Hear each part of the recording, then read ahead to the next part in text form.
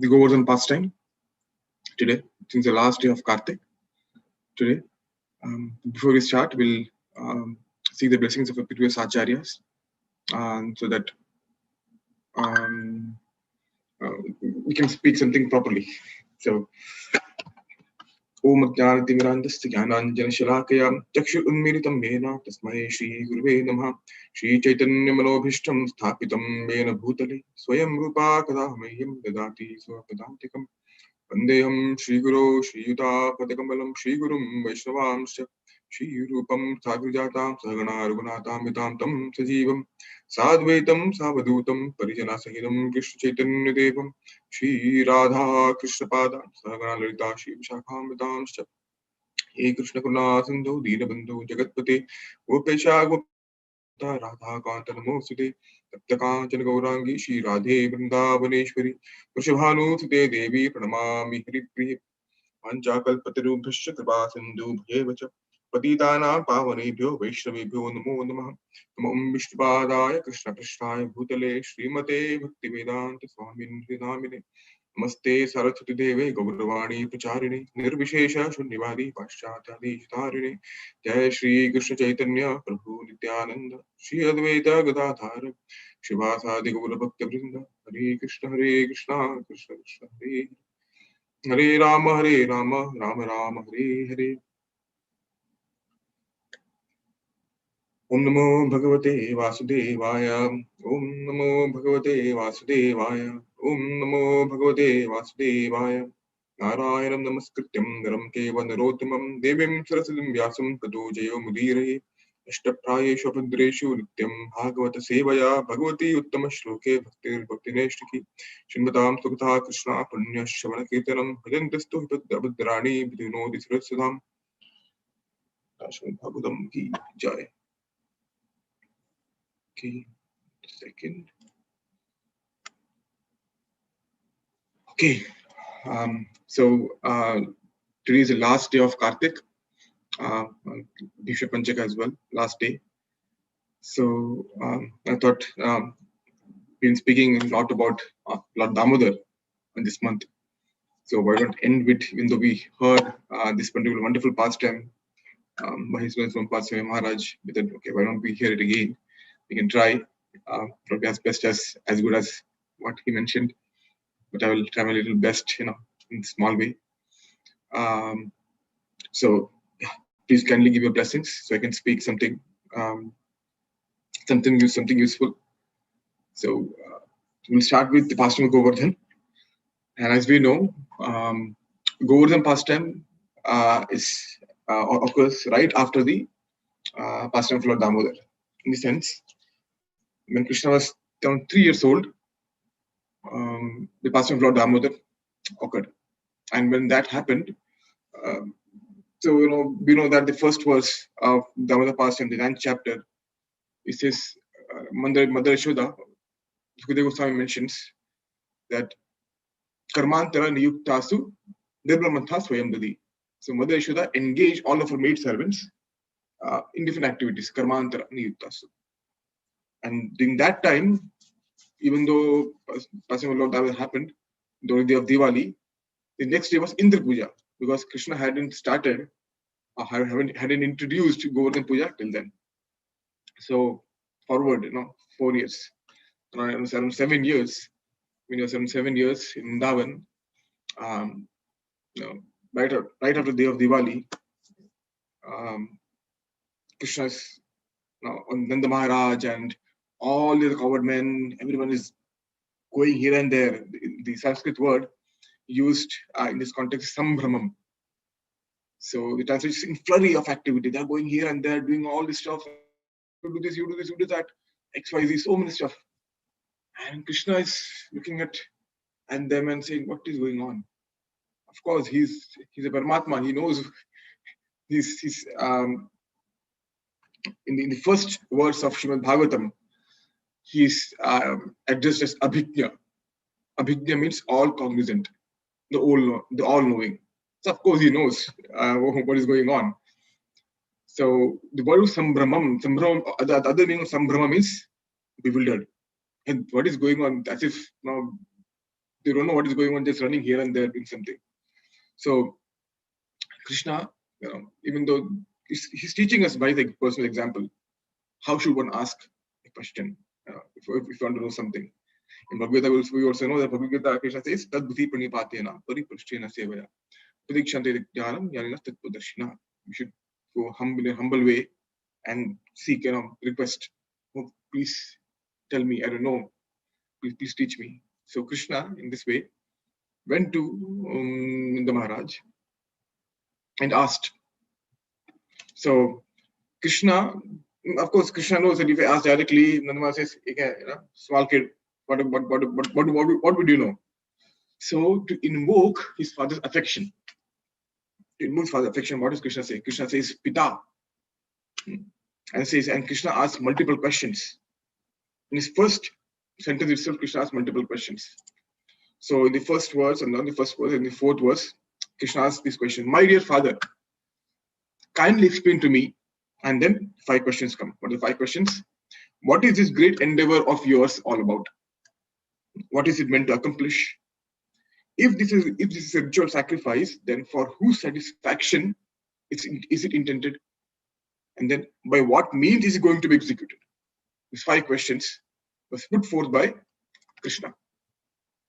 So Krishna wants to know. He wants to know everything. Children are very, very curious. Oh, what, why, how, when, where, how? Don't know everything. Krishna is being inquisitive here. He wants to know what is going on. So after this question, Krishna asks again, please tell me about it, oh father. Again, Pita. When you call, oh dad, then invokes that affection. So Krishna again, Pita, oh father, please explain to me again. I really want to know. I want to know in good faith. Please tell me. I really wish to know. What is going on here? Right? So, and Krishna uses 3 particular adjectives to address Nanda Maharaj. This address is not just for Nanda Maharaj. Krishna addresses this for devotees in general. The first one is Sarvatmanam. Sarvatmanam in Bhagavatam, the translation is given as one who sees everyone as equal to themselves. That is first quality being addressed. The second is Ashwa Parabdishtinam, means one who does not distinguish between what is their own and what is others. And there is Ammitra Udasta Vidvisham, one who does not distinguish between friends, neutral parties, and enemies. Basically, Samoha Sarvabhutesh. Everyone is equal. So Krishna addresses Nanda Maharaj with these 3 qualities. Now, when Krishna addresses Nanda Maharaj, what is he trying to convey? So he's saying that, since you see everyone as equal, since there's no conception of mine or another, or who's a friend, who's an enemy, who's neutral. So and saintly persons have these qualities, and you're a very saintly person. So please tell me, there should not be no secrets for such a person. So please tell me. The other meaning of this is, since for you, there's no enemy, nothing like that, right? Even if you consider me as your enemy. So Krishna, next verse, the text number 5 in the 24th chapter, Krishna says, one who is neutral may be avoided like enemy, but a friend should be considered like one's own self. So let's say, even if you consider someone as enemy, don't tell, it's fine. But I'm your own, I'm your son. So you have to tell me. So Krishna is making very persuasive arguments to make sure that Nanda Maharaj tells Krishna everything what is going on. Now, and Krishna gives the reason also. Why should you tell me? He says, when people don't know something, let's say you perform some action, without the knowledge of what you're doing, you don't get much results. Such people are ignorant. So Krishna says, when people in the world perform activities, sometimes they understand what they're doing, and sometimes they don't. Those who know what they're doing achieve success in their work, whereas ignorant people do not. There's a beautiful one-liner in Chaitanya Prabhu. He says, knowledge without action is useless, whereas action without knowledge is mundane. When you perform any action, you have to know why you're doing the action. You perform some scientific experiment. Oh, okay, these are steps. Okay, we're doing the steps. And some ask, oh, why are you doing it? I don't know. It showed me how to do it. That's it. I don't know why I'm doing it for. That doesn't make any sense. It doesn't give, even if it gives some result, it will be very less. So Krishna is saying that, uh, do you know? And next question, Krishna says, do you know? Is it based on scriptural injunction or just some local custom, customary society? Please tell me, is based on some scriptures or just because someone has been doing it and you're doing it again? Why is it done for? There's a sixth question which Krishna asks. Is it based on some scriptural injunction or is simply a custom of ordinary society?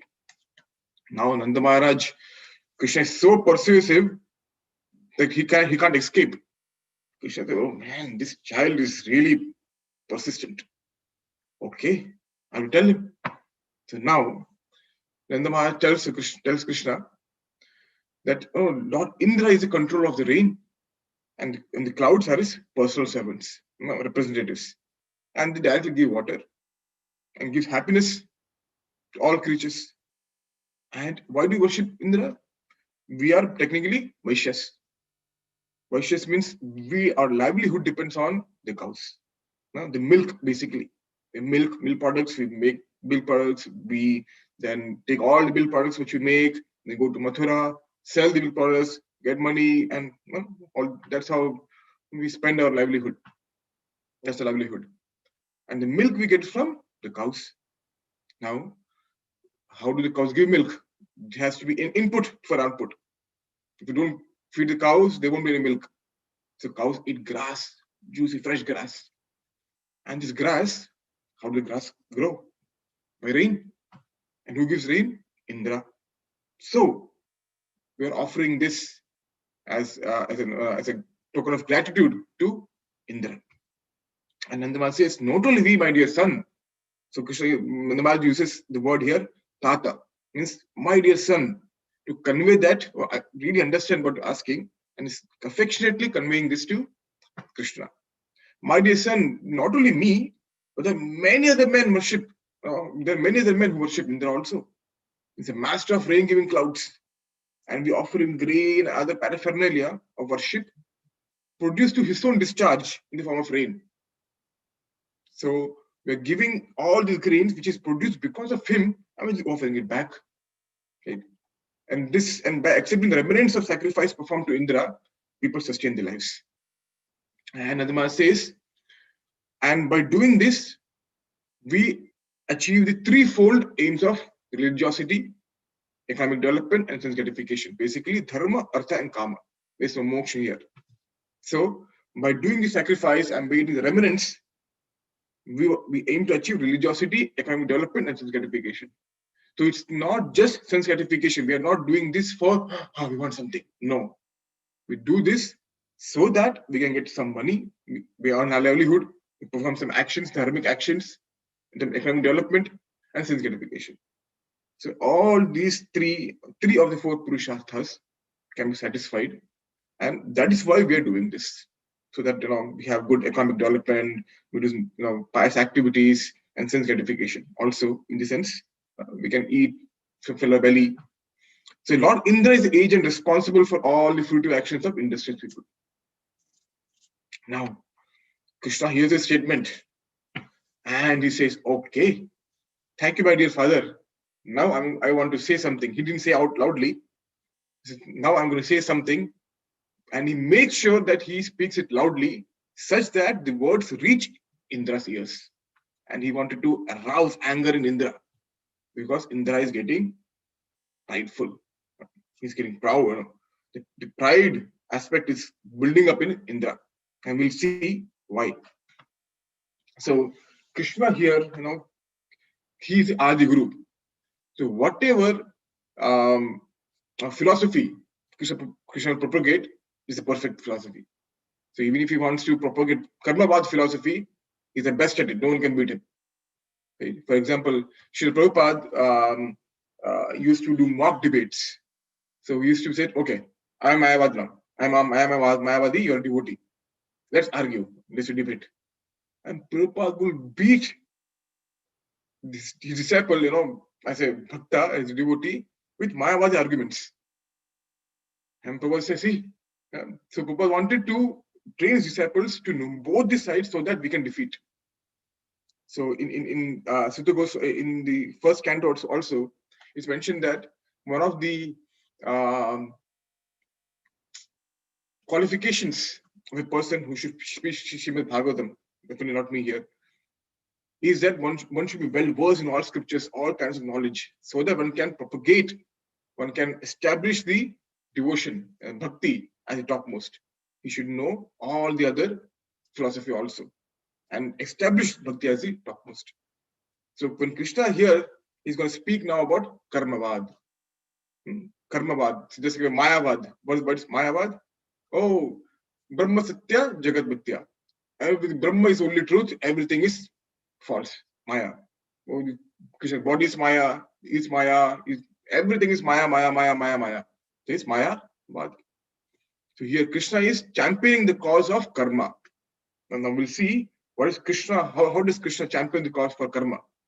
So Krishna says, it is by the force of karma that living entity takes birth.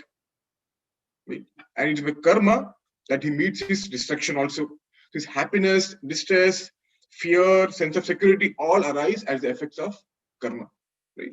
So what we're getting new body, we get a new body next life based on previous karma in this life. Right? And based on that, we also leave our life, meet destruction, or we leave the body also. So everything is based on karma.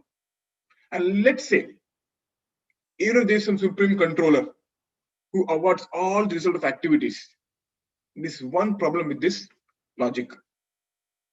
He can only award results only when the performer performs action. It's not that I will give you results, doesn't matter if you perform action or not. That doesn't make any sense. So even if some supreme control is present, Krishna is propagating atheistic philosophy. Krishna is best at that also. He can propagate atheistic philosophy. He's the best also in that. So here, Krishna is propagating that. Krishna is actually telling that only when a performer engages in activity, only then the controller, whoever it is, can reward some fruits. Or else, basically, even he is dependent on the performer doing activity. So he's not dependent, he's not independent. Right? So living beings are so so focused on their work and for the previous work. So even Indra cannot change the destiny. Can Indra change the destiny? No. I mean, he's bound by the laws of karma. He cannot just award whatever he wants. So even he is bound by the laws of karma, and he cannot in any way change the destiny of human beings, which is born of their own nature. How is it destiny?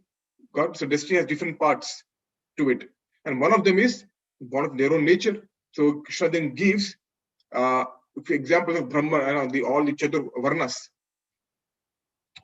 So, seeing anything else? Okay, so it is because of karma that the conditioned soul living entity accepts and gives up different bodies. Yeah? So this karma is what? Krishna gives a very beautiful description. Karma is what? Karma is one's enemy. Karma is one's friend. Karma is one neutral witness. The spiritual master, the controlling Lord, everything. Krishna says karma is everything. Basically championing the cause of karma. So this Indra, Vindra, whatever is useless. Doesn't matter. Right? So what should one do? One should, Father, Krishna says, our home, we don't live in big cities or villages. Right? We are forest dwellers. We live in forest and hills. Right? So, what should one do? We should sacrifice. We should perform a sacrifice for the pleasure of cows, Brahmana, and Govardhan hill. Now, because Govardhan hill is the one who gives juicy grasses to our cows, in that he has to do. And Krishna says, what kind of intelligent being is he? Controller. Even the ocean, the seas, does not perform any karma, doesn't perform any sacrifice. Even then, Indra performs or showers water on the ocean. What kind of foolish person is that then? It's useless. He's no controller. He's also dependent on the law of karma. He's basically trapped by the law of karma, or he's under control of the law of karma. So we should worship the Brahmanas, the cows, and Govardhan hill. Okay? And we don't need to make a different sacrifice, make different items, everything. We can use the same items which are going to be used, which is going to be used for Indra's sacrifice. We use the same thing for Govardhan. So Krishna then gives, Nandamala says, hearing Krishna speak, Nandamala says, okay. Why? Because they live for the satisfaction of Krishna. So now Krishna gives different instructions. Oh, you do this, prepare all this food stuff. We should feed the priests, we should feed the dogs, not just the dogs, the dog eaters or chandalas also. We should offer sacrifice to Govardhan and do X, Y, Z, everything. And then Krishna says, my dear father, this is my idea. And you may carry out if it pleases you. And such a sacrifice will be very dear to the cows, Brahmana, Govardhan Hill, and the punchline, also me. So here Krishna is doing a blackmailing. Because he knows that if I say that it pleases me, then the Maharaj can't say no. Because they live for satisfaction of Krishna. So Krishna knew how to make things work. So he told so many instructions of how to do this, X, Y, Z, and finally said, you may please do as you please. You may do as you please if it pleases you. But just to let you know, it will please me also. So then Maharaj said, okay, if that pleases Krishna, then let's do it. So then the Maharaj and other cowherd, the elderly cowherd men, they accepted Krishna's word as proper. And they did everything as Krishna suggested. They arranged for the Brahmanas to recite auspicious Vedic mantras, all the paraphernalia collected for sacrifice of Indra. They collected everything and they presented the offering to Govardhan Hill. And Brahmanas with very, in a very reverential way. And they also gave grasses to cows, the bulls, the calves in front of them, everything. And they started circumambulating Govardhan Hill. And the women, they got into bullock carts, riding on the wagons, and it was being drawn by the oxen. And they were all singing about Krishna. Oh, Krishna, wonderful. Krishna said this, full festive mood. They're having fun. The chanting, Brahmanas chanting benedictions, so many things. And they started circumambulating Govardhan Hill. And they came back in the front again. And what did Krishna do? Krishna then assumed unprecedented huge form. And he basically, there's a personal form sitting on top of Govardhan as Vishnu Murti, form sitting on top of Govardhan. And from there, that form declared, I am Govardhana mountain. And he had arms, mouth, eyes, and the Brajavasis were so enamored. Oh, what is that? So enamored by the beauty, garlands present on his body, and its two huge, gigantic hands. It just took the entire offering and ate it. Now we know this person of Aniyor, even though this one mentioned Srimad Bhagavatam, is mentioned the Brajavasis mentioned that after 18 months also, after 18 months, Govardhana Hill started yelling, Aniyor, Aniyor, I want more, I want more. They started preparing everything again and fed Govardhana Hill and ate again started screaming, Aniyor, Aniyor. But then some old Brajavasi mentioned, oh, we forgot one thing, Tulsi leaf. This prepares Tulsi leaf and then Govardhana Hill, that form burped. And everything came out as prasad. Now, when this happened, when this will come back again, previous timeline. So when the huge gigantic form was present before, when presented before all the Brajavasis, Krishna actually bowed down. So the word is Atmane Atmana. Atmane means in Govardhan Hill, and Atmana is Krishna. So Krishna bowed down in front of Govardhan Hill. So basically, Krishna is bowing down to himself. And Krishna says, this Govardhan Hill, right? Yes, together with Lord bowed down in front of Govardhan Hill. And then said, just see how this hill has appeared in front, in person, and bestowing mercy upon us. So Krishna is basically telling, this you're offering sacrifice. How do you know this Indra? Have you ever seen Indra before? No. What kind of Indra is he? He never comes and eats offering. He's somewhere in, wherever he is, I don't know. But see, Govardhan is so merciful.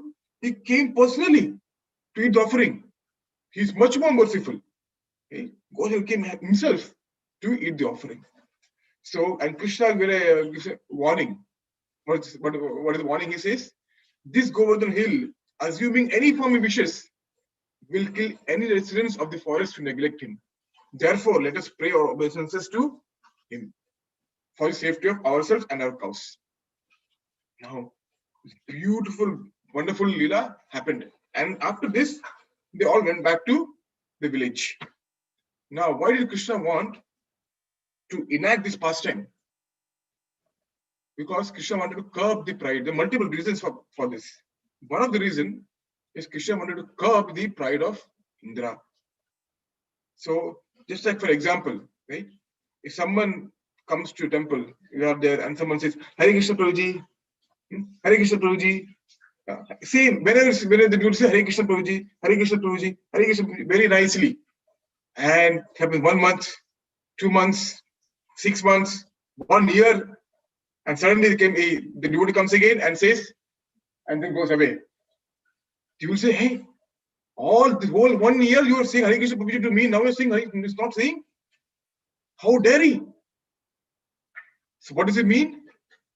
When we are given respect, if we start expecting respect because we are given respect, then if we don't get it, then start thinking, hey, why is the person not respecting me? Right? Indra here, same reason, because Nanda Maharaj's previous ancestors have been doing this puja or the sacrifice for Indra. Indra now expected a sacrifice. Respect has to be earned. Okay? Here he's expecting, no, I will get it. I want it. When he didn't get the respect he think he deserved, he started getting angry. The pride started coming up. How dare he? How dare he say this? How dare the Brajvasis not give me the offering? How dare he? And in the next chapter, Indra then goes on a rampage. Now, so Krishna wanted to curb down pride. So Indra was thinking that he is the receiver of all the sacrifices. Whereas we know from Bhagavad Gita, which says, Bhokta Ram Yajna Tapasam Sarva Loka Maheshwara. I am the benefactor of all the yajnas. I am the benefactor. Bhokta Ram Yajna Tapasam. And benefactor, receiver of all the yajnas. But Krishna, Indra here thinks that he is the supreme lord. He is the recipient of all the sacrifices. Okay? That's why he starts getting puffed up. The pride starts going up, and Krishna doesn't like to see his devotees being prideful. So one thing that Krishna hates in his devotees is pride. The moment he sees, Krishna will do everything to stamp down on the pride, stamp down and crush the pride. And when Krishna himself does it, is going to be a nothing, it's a scene we should never see again. It's going to be magnificent. When Krishna does himself, he doesn't have to do it himself. But the more dear devotee is, Krishna will personally come and do it. And we know the example of a very similar example from Chaitanya Charitamrita, Pundarika Vidyanidhi. With the Odana Shashti time, where I think we're not supposed to give starch cloths to Jagannath Baladev Subhadramaya. And then some devotees, they gave starch cloths, and he said, how dare, such, is this how you do it? And start going all Vedic things. Oh no, cloth is not supposed to give it like this, like that, X, Y, Z, everything. And starts chastising the devotees. At night, when he's sleeping, Jagannath and Baldev, they come in his dream, and says, how dare you? We received the offering because we wanted it.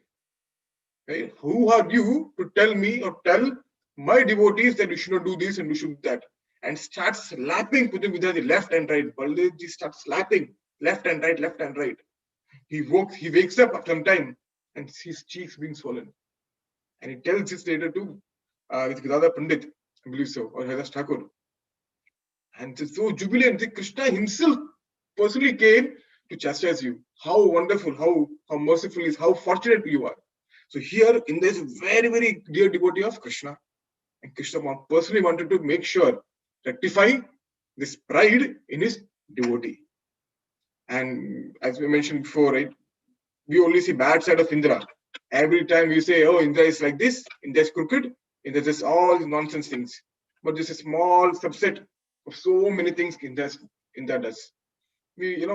Just like when you want to give a powerful example, you choose someone with power. So Indra being the Devata, the king of the Devatas, when we give the example, it should be understood that even Indra comes under or succumbs to this devices of pride. So what to speak of us? We are just so small living entities. If Indra can come under that, so just imagine how we can also be afflicted by this pride, basically. So we have to be extremely careful not to succumb to pride. So that's the first reason Krishna does his pastime. Krishna wants to destroy the pride totally.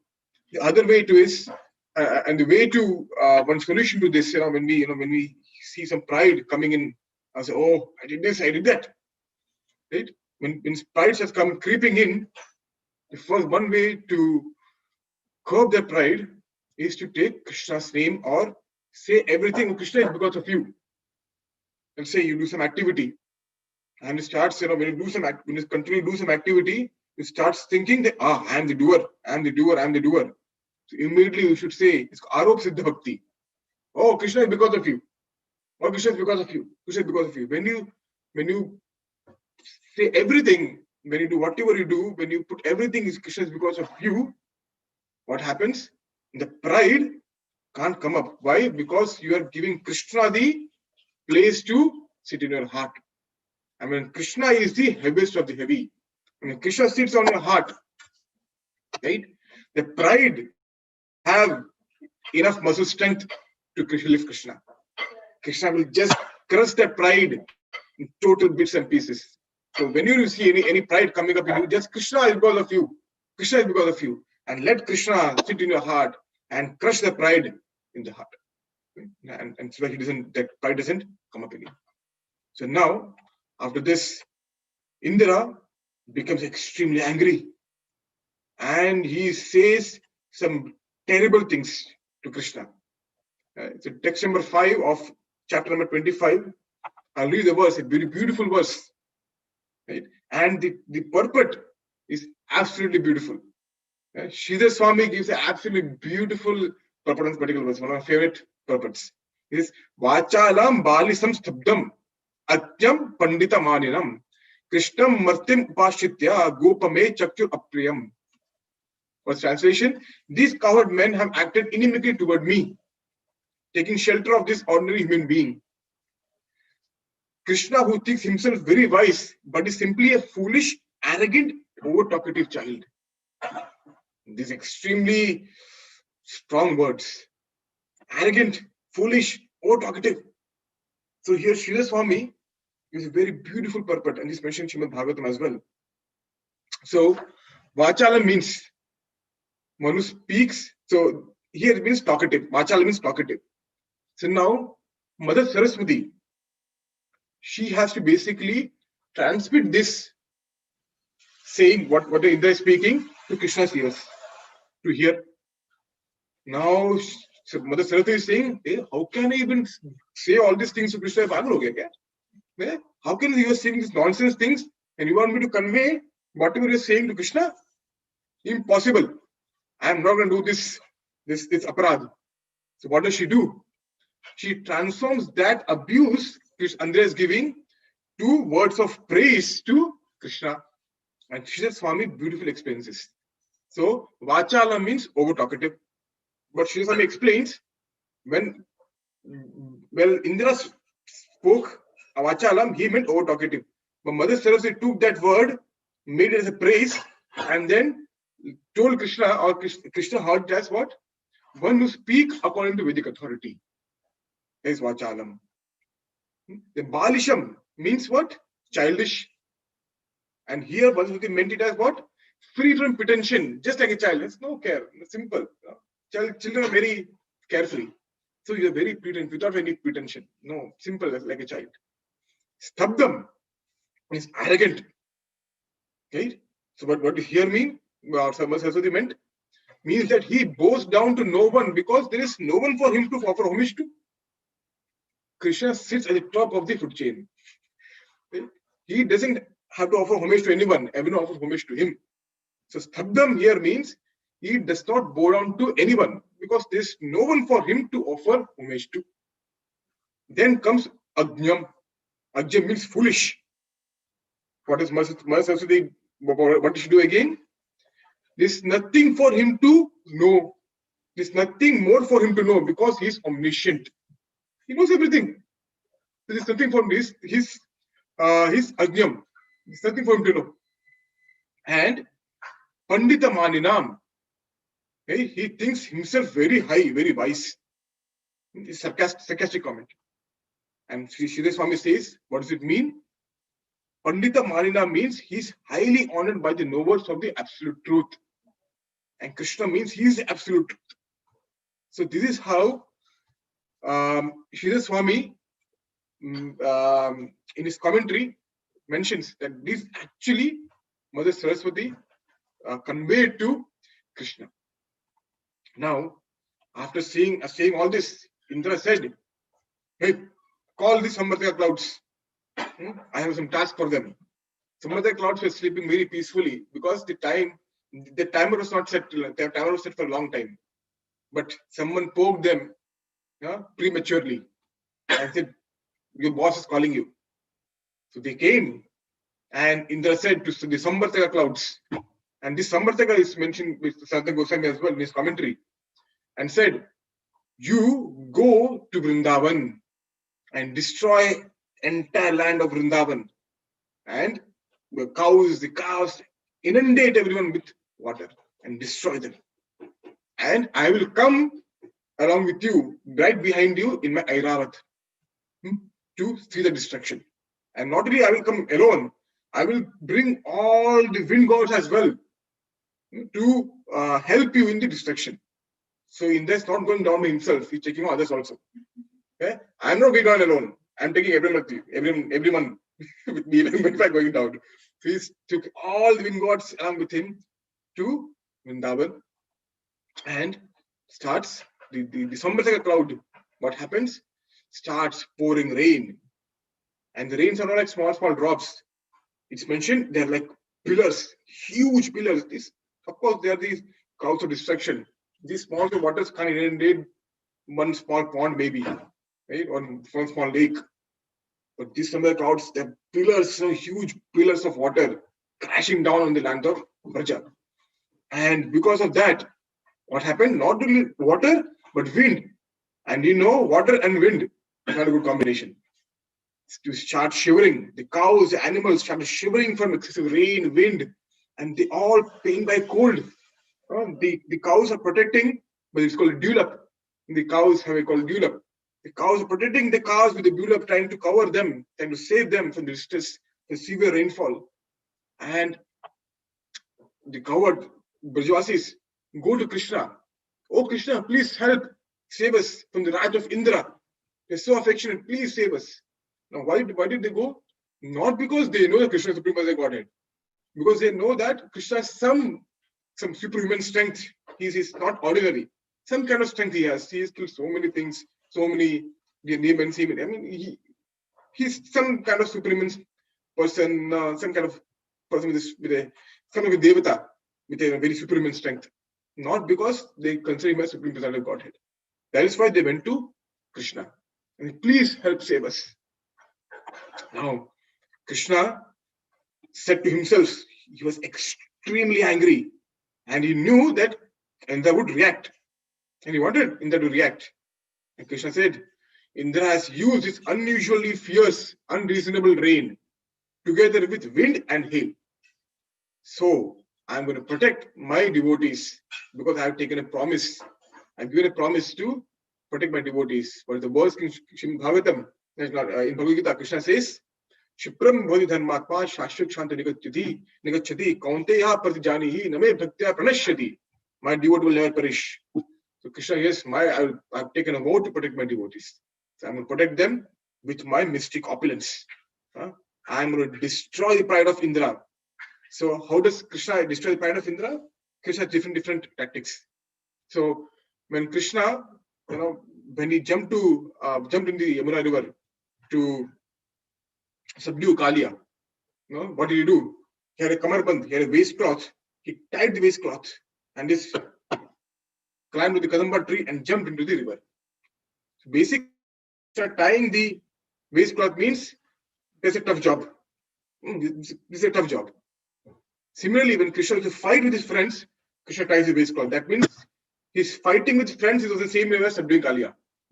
And even then, Krishna loses to his friends. And then becomes like his friends climbs on him. Basically, the waistcloth tying is an indication of that the top is going to be tough. So here in this pastime, Krishna doesn't even tie his waistcloth, indicating that this is a piece of cake for me. Nothing. It's not a big deal. I'm going to show you who I am. And Krishna in Srimad Bhagavatam is mentioned in the commentary. Krishna, when he realizes this and they approach him, Krishna is in the house. Krishna starts running from the house. And see, it's raining, but due to his Shakti, as mentioned, yes. So, Vishnu Chakravarti Thakur explains this beautiful word. Vishnu Chakravarti Thakur explains about his Krishna Shakti. Whereas because of Krishna Shakti, what happens? There is a kind of protection over Krishna. And he does not get wet. Basically, he's running, and except him in his path, everyone is getting wet, except him. And he's just running straight towards Govardhan. And when Krishna runs towards Govardhan and kind of goes down below Govardhan. And as he's moving forward, a tunnel is being dug automatically. It's not that he has some axe on his sim and then starts digging a tunnel. He's Satya Sankalpa. Whatever things happens. Just by his willing, things are happening. A tunnel is being dug, and Krishna writes, enters, he knows where the center of Govardhan hill is. And what happens? He picks up Govardhan on his left hand, pinky. This is not mentioned directly in Srimad Bhagavatam. Srimad Bhagavatam is mentioned. He picks up with one hand. Now, which hand is it? It's mentioned in Harivamsha Puran. Harivamsha Puran is an extension of Mahabharata. It's mentioned there, Krishna lifts using his left hand on his pinky. So we know that, if there's some hard work, we say, it's a right hand. If it's a very simple work, it's a left hand job. Basically indicating that it's not a big deal, it's very simple work. To show how easy for Krishna is it to lift even Govardhan hill, he lifts on his left hand. So to say, he's not like us. He's Anganyas, he's Kalendra Vrittimanti. He's ambidextrous, so to say, if you want to. But to show that how easy it is, he lifts Govardhan with his left hand on the weakest finger, so to say, for us, the small finger. Krishna lifts it very easily. And the analogy given in Bhagavatam is just like a child picks up a mushroom or an elephant picks up a lotus. How easy is for picking a mushroom? You don't need to build go to gym for 1 year and then pick the mushroom. A small chunk just picking mushroom without any effort. And that too for an elephant, picking the lotus, extremely simple. So that's how easy it was to pick Govardhan hill for Krishna. Just on one small pinky, lifts Govardhan hill. And Govardhan hill knows, so my master had touched me. Just by Krishna's touch, Govardhan becomes ecstatic. And what happens? He creates a small stand. If you see any picture of Krishna, you go to Govardhan hill, he's on a raised platform than others. It's on the same platform. So kind of an asan for Krishna. It raises up and Krishna is holding the Govardhan hill. And one may think, Govardhan hill, how big is Govardhan hill? How big can be? How did the entire Brajvasis came into him? So Harivamsha Puran mentions that Krishna, it is so big that even this entire three worlds could be under Govardhan Hill. That's how big Govardhan Hill was when Krishna lifted it, because of Krishna's potency. Now, Krishna lifted the Govardhan Hill on his pinky, and the first thing he said is he addressed his mother, because she's the most concerned about Krishna. And he addressed his mother, "Oh mother, oh father, if you wish, and all the government, if you wish, please come under the shelter of Govardhan. Do not fear that you will fall. Don't worry about it. Please come." And all the took their belongings, came under the shelter of Govardhan Hill. Right? Right? And the rains are falling such that this you can't make difference between what is a low-lying area and a high area. Everything is inundated with water. You can't make any difference.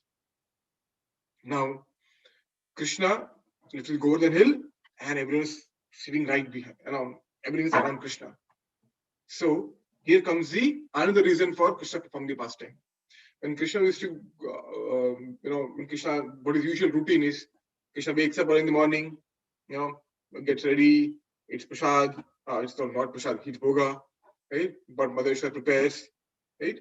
And then he goes to herd the cows and the calves.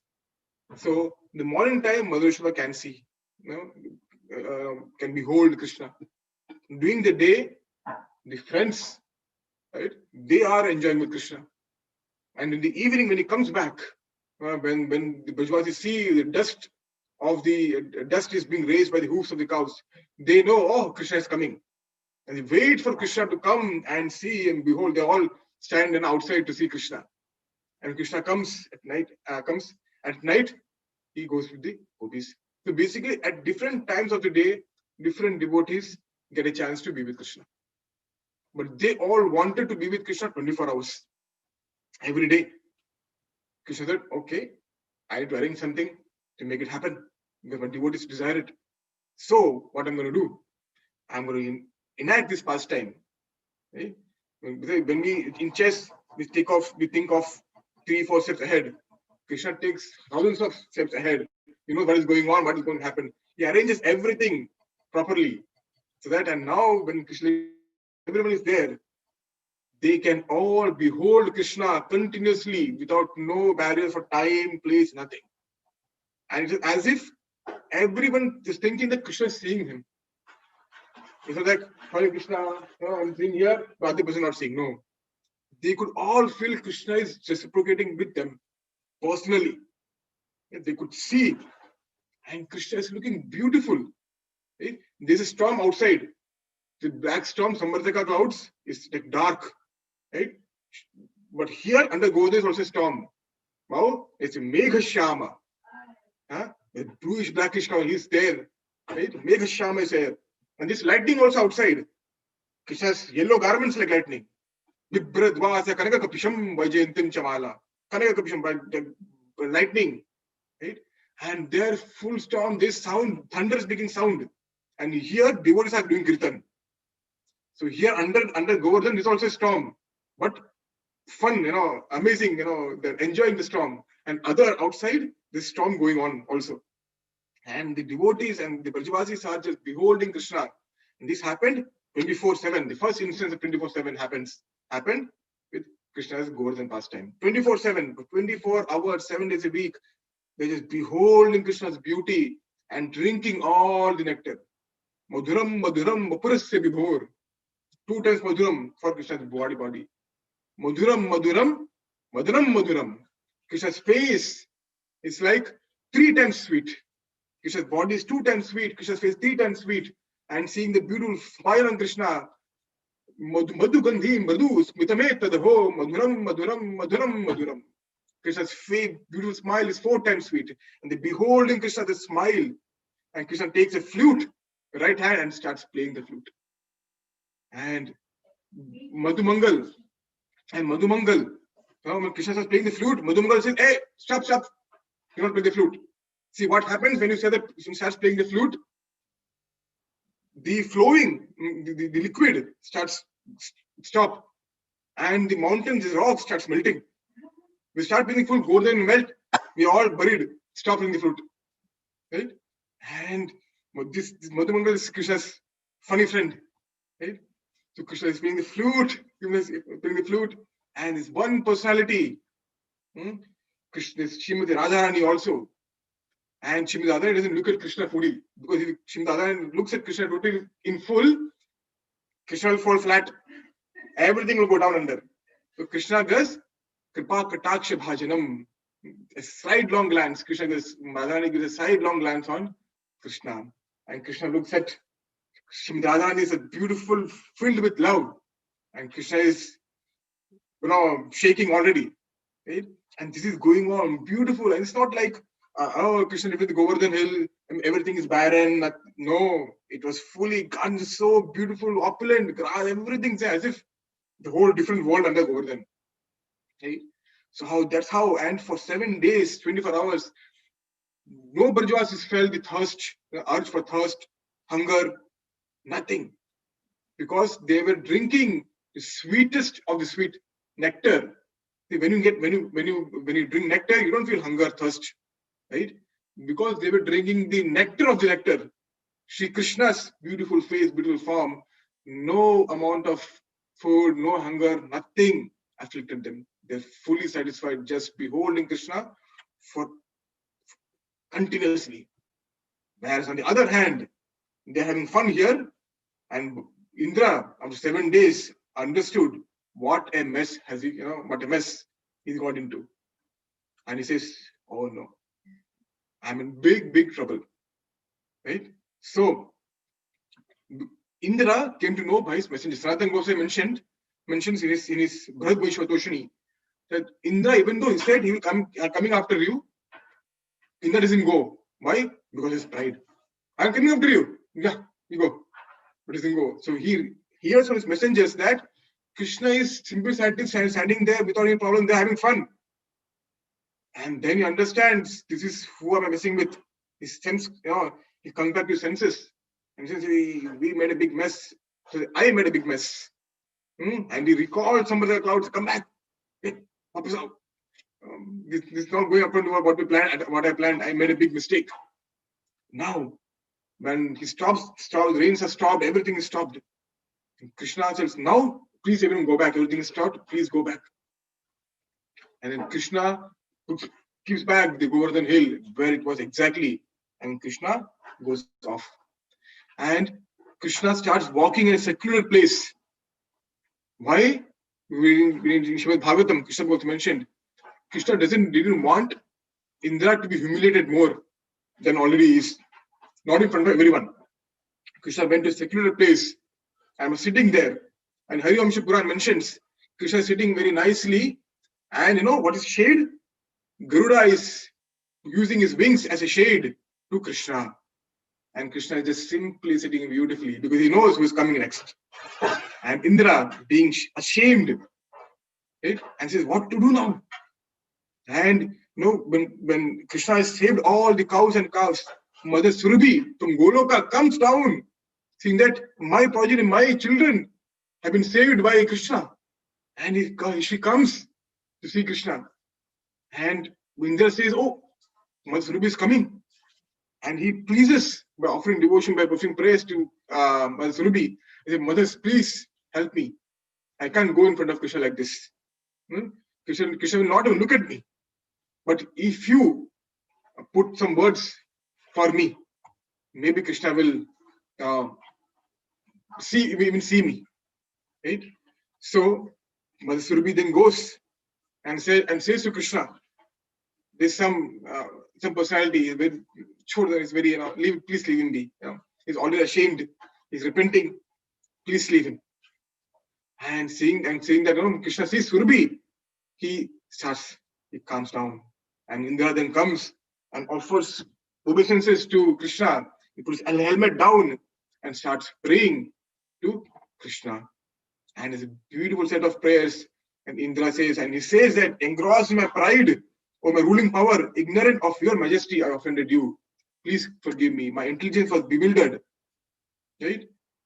Bewildered. But let my consciousness never be again so impure. And we know the verse, Dhayado Visham Pumsam Sangastishu Pajayate, Ganga sanjayate kama kama krodha bhajayate. Kama, lust with power. Then krodha bhavati sammoha, because he's angry. Sammohat pratibhi brahma, because he's angry. All intelligence got lost. Buddhi nasho, everything is no pranishri, everything is ruined. Because intelligence got bewildered, everything just went to ruin. And he offers beautiful prayers. And then later, I'll just conclude. For more things, and Mother Surbi says at the by the order of Lord Brahma, will not perform a bathing ceremony and coronate you as Indra. Indra means the king, only protects, but this Indra is useless fellow. He doesn't protect. He inundated everything, tried to kill my progeny, cows and everything. He did not protect. But you are the Indra. You are the one who protected. Right? So we're going to coronate you and we do Raja Abhishekam. Right? So by the orders of Brahman, we'll do Abhishek, Raj Abhishek for you.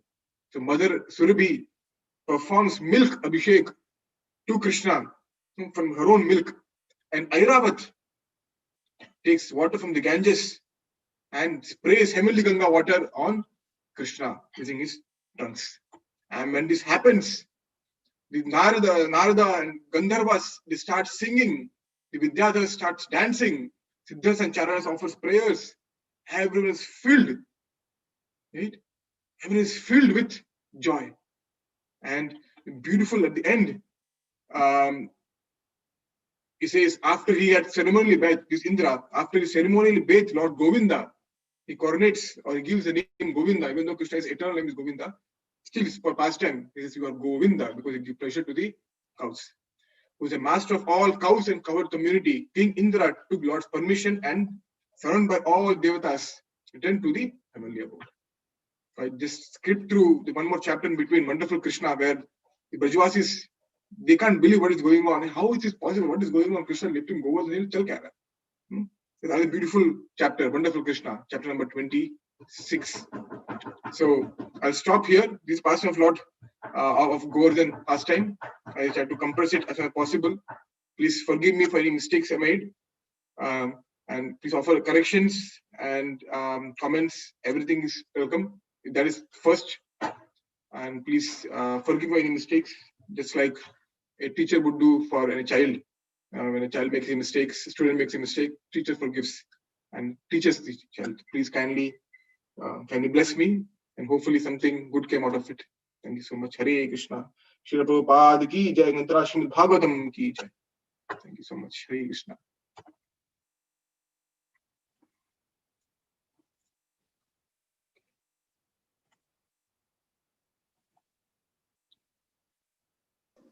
Hare Krishna, Prabhuji.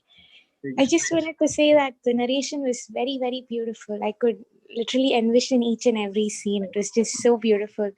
You walked us through the whole pastime so beautifully. Yeah. Thank you so much, Prabhu. Thank you. Oh, you're muted? Oh, I think, sorry. Oh. No, she unmuted too, so I think it should be good. It's unmuted. Yeah. Hare Krishna Prabhu. Hare Krishna Prabhu.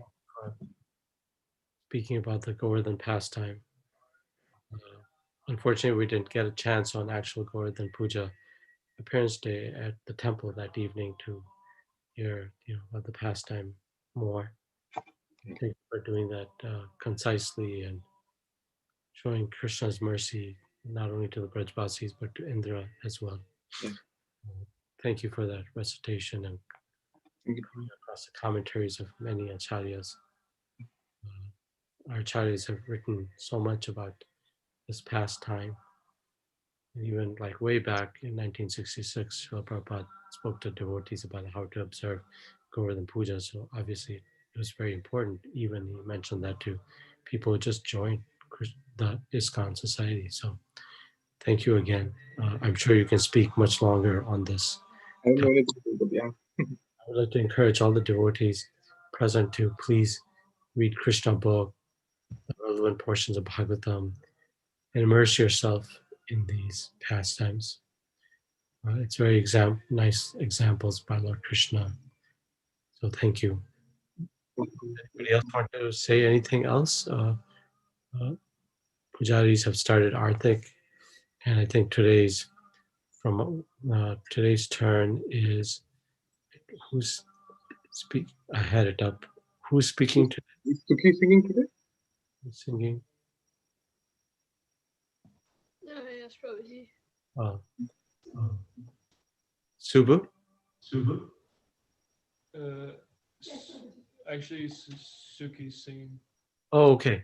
Okay. Oh, Yeah, please sing, and then then your devotee will chant King of Day prayer, and then I'll ask Father Guru to chant the Mantra Astakam. This is the last day of the month. Hardik, thank you.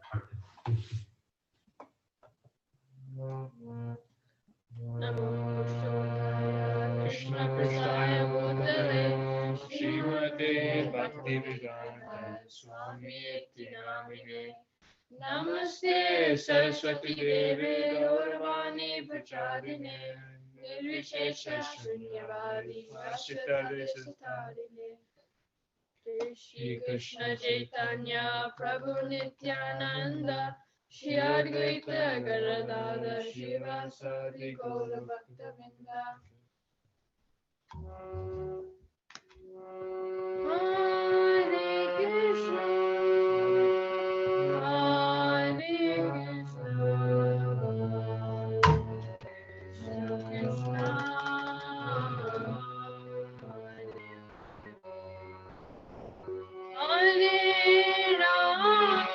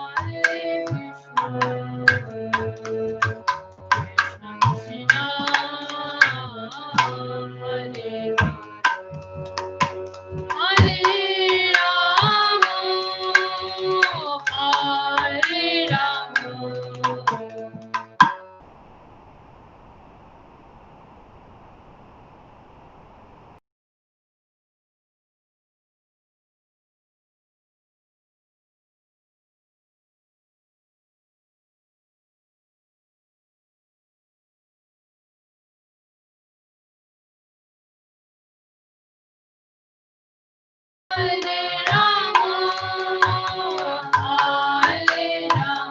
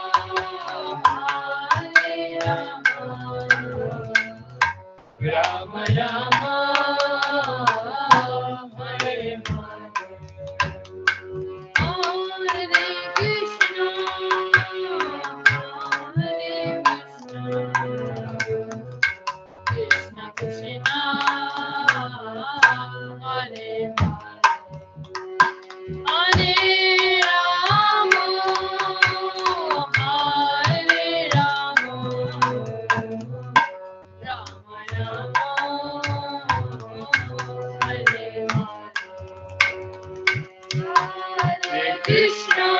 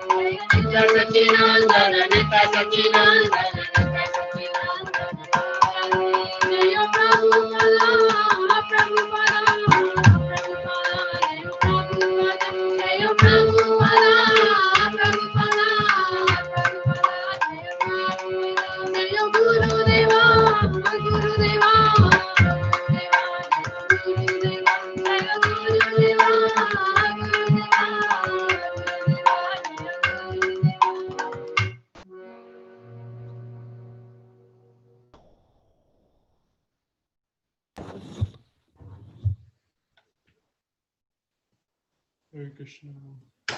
Thank you, Subhu and Suki. Next is Gauri singing Nrsimhadev prayers.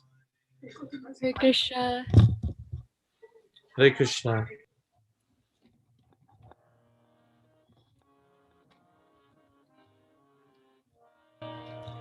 Namaste Narasimhaya.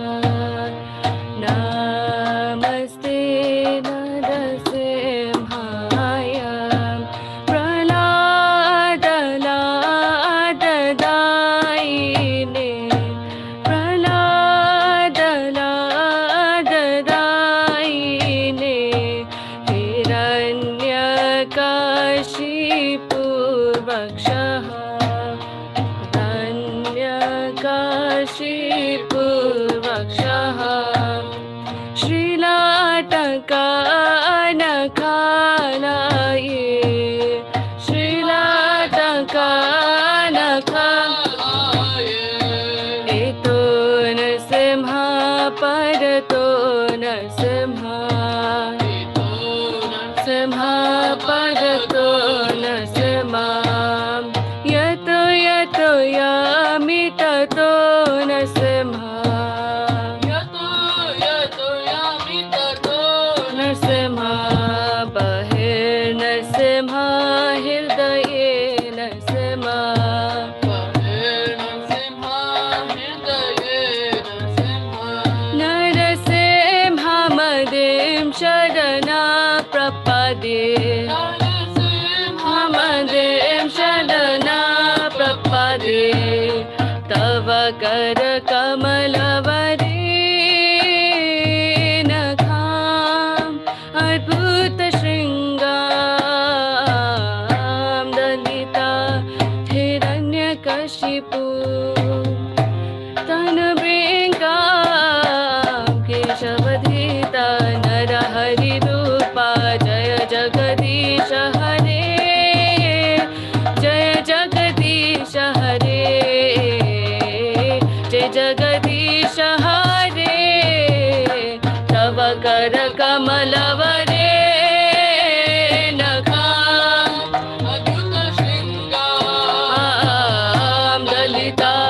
Hiranyakashipu Tanubringa Keshavadhita Narahari Rupa Jaya Jagadisha Hare. Jaya Jagadisha Hare. Jaya Jagadisha Hare. Jaya Jagadish Jaya Jagadish Jaya Jagadisha Hare.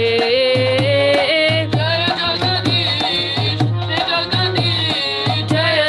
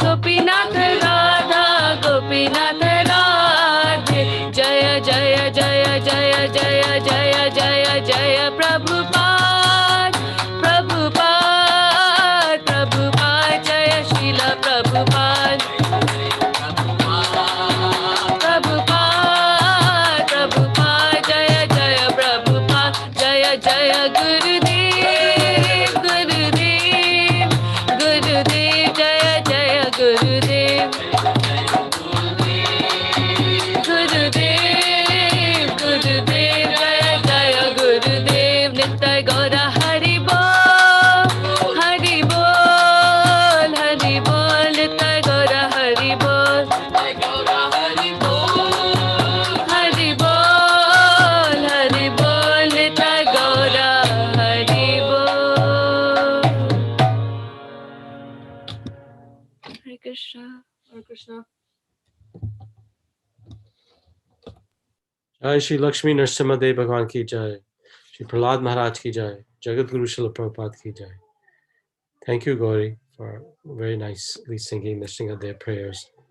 And I think at this point, we'll have Madhavi Prabhu, if you're online, perhaps you can go ahead and start the Mangalastakam. Today is the last day of Kartik. Narottama Vilasa Prabhu, if Madhavi Prabhu, nice to see your family and Prabhuji back to the US. Narottama Vilasa Prabhu, I don't know whether the camera is going to focus onto Mother Yashoda and Lord Damodar.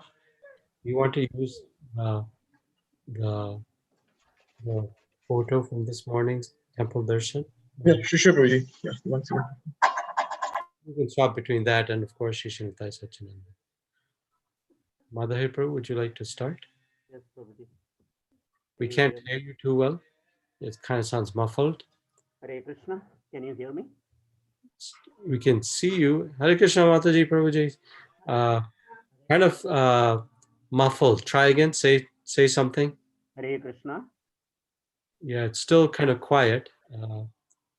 Is there? You know how to chant loudly, so do your best. Haribo. Okay. Thank you. Namamishwaram Sachidanandarupam Rasakundalam Gokule Prajamanam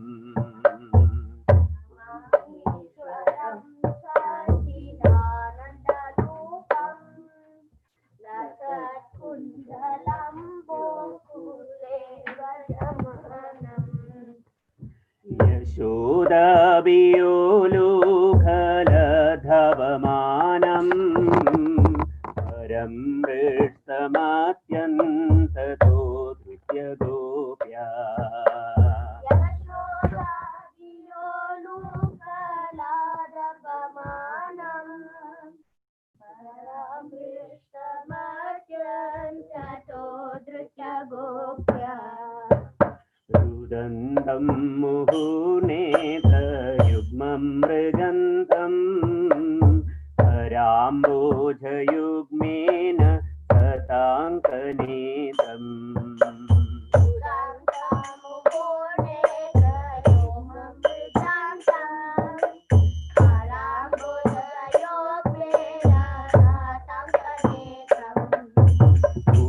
Swasakampatrirekankhakantha Idhagraivam damodaram bhaktibhadram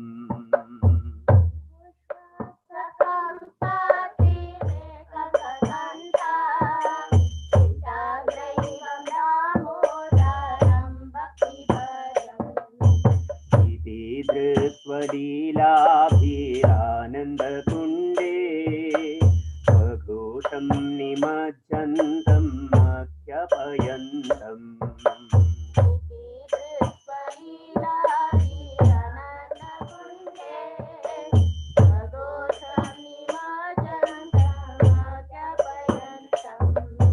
Adiyeshidagneshu bhaktirhidatvam Puna prematastam satavati bande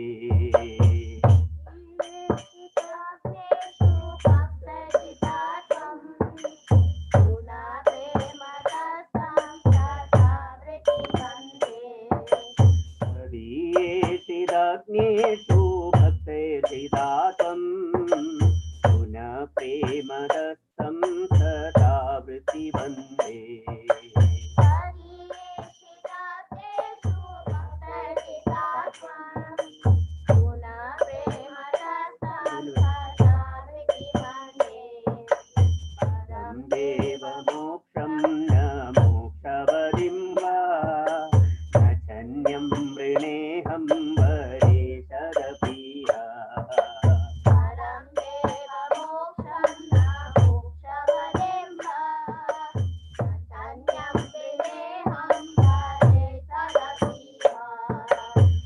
इदं ते वपूर्णाथ गोपालबालं सदा मे मनस्याविलासं किमन्ये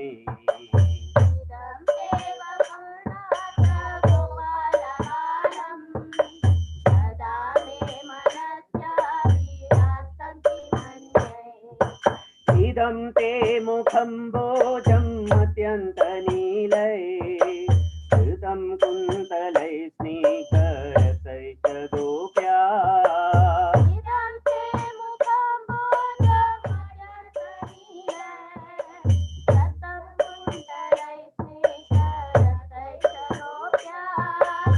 मुहुसुम्बिदं बिम्बरक्तधरं मे मनस्याविलासं मालं लक्षलाभै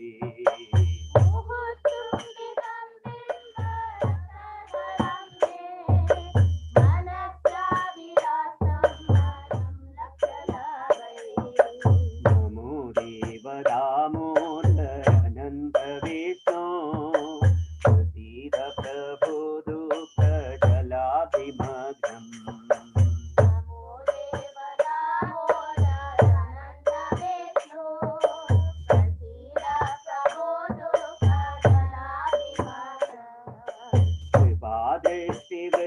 कृपादृष्टिवृत्त्यादिदीनं बतानु गृहाणि च मामाज्ञामे जक्षिदृष्ट्या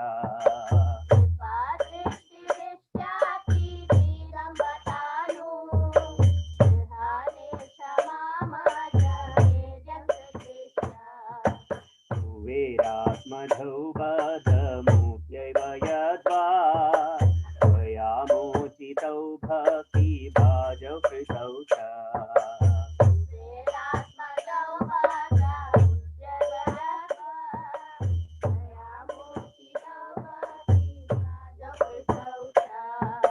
तथा प्रेम भक्तिं स्वकं मे प्रयच्छ नमोऽपि ग्रहो मे दामोदरेह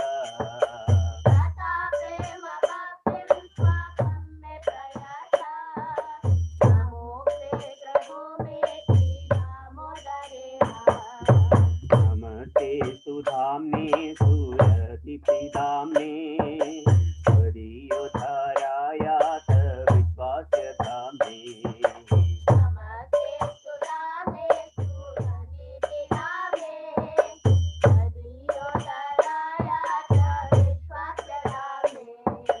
नमो राधिकायै त्वदीयप्रियायै नमो नन्दलीलाय देवाय तुभ्यम्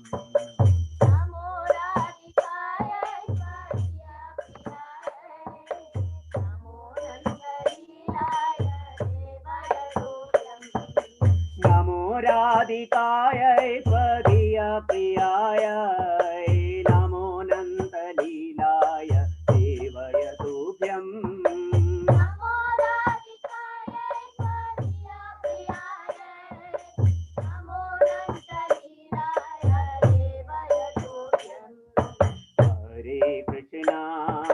हरे कृष्णा कृष्णा कृष्णा हरे हरे हरे रामा हरे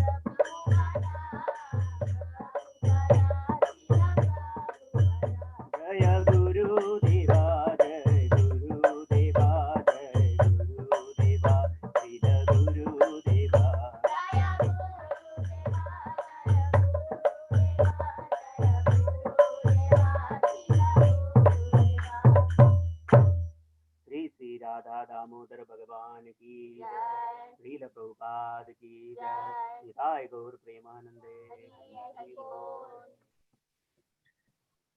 Thank you, Prabhu and family, for singing Damodar Stikam so nicely. So, as I mentioned, today is last day of Kartik, so everyone can do at their home Damodar Stikam. And thank you very much. Does somebody in your family, Prabhu, want to read the Damodar Stikam in English?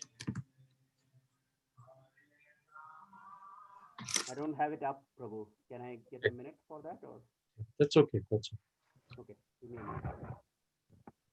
Okay. Hare Krishna Mataji Prabhuji. So thank you all for joining us for today's Sunday feast. Temple is closed for devotees to come because of the state orders by Govardhan.